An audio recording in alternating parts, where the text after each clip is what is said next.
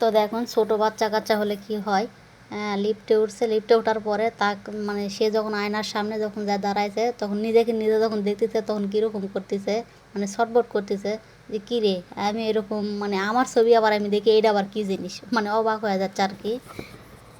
তো ছোটো বাচ্চা কাচ্চা কিন্তু এরকমই হয়। তো হয়তো ছোটোবেলায় আমরা এরকম ছিলাম। তো আসসালামু আলাইকুম, সবাই কেমন আছেন? আশা করি সবাই ভালো আছেন। আলহামদুলিল্লাহ আমিও ভালো আছি।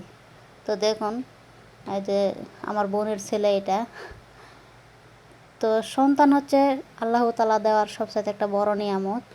আর যাদের নেয় তারাই বোঝে যে সন্তান না থাকার যন্ত্রণাটা কী। তো আমারও যখন গত 5 বছর বিয়ে হয়ে, যখন আমার গত 5 বছর হয় আমার কোনো বাচ্চা কাচ্চা ছিল না।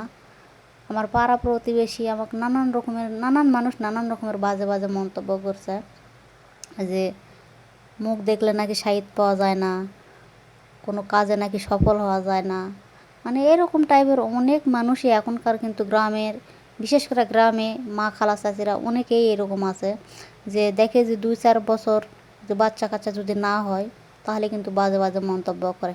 আসলে এগুলো কিন্তু একদমই ঠিক না, কারণ সন্তান হইতে আল্লাহ তাআলার সবচেয়ে বড় একটা নিয়ামত। সে যখন তো ভালো বুঝবে তখন তো দিবে, তাই না? আর এখানে তো কোনো মানুষের কোনো হাত নেই যে ইচ্ছা করে নিচ্ছি আবার নিচ্ছি না। অনেকে আছে হয়তো মনে করে যে কেবল এই মুহূর্তে সংসার জীবনে পা দিছি, 2-4 বছর যাক, সংসারের ভালো মন্দ বুঝি, তারপরে এখানে বাচ্চা কাচ্চা নেবো। অনেক মানুষ কিন্তু এইরকম টাইপের আছে। তো সেই জায়গাতে আমিও এরকম ছিলাম, যে বিয়ে হওয়ার পরে আমি 2 বছর বাচ্চা কাচ্চা নেওয়ার জন্য কোনো চেষ্টা করিনি আর কি। তো যার কারণে 2 বছর পর যখন আমি বাচ্চা কাচ্চা নেওয়ার যখন চেষ্টা করছিলাম, তখন আমার মানে বাচ্চা কাচ্চা হয় না। অনেক চেষ্টা করছি তারপরেও হয় না। আল্লাহ তাআলা তো যখন চাইবে তখনই হবে, তাই না?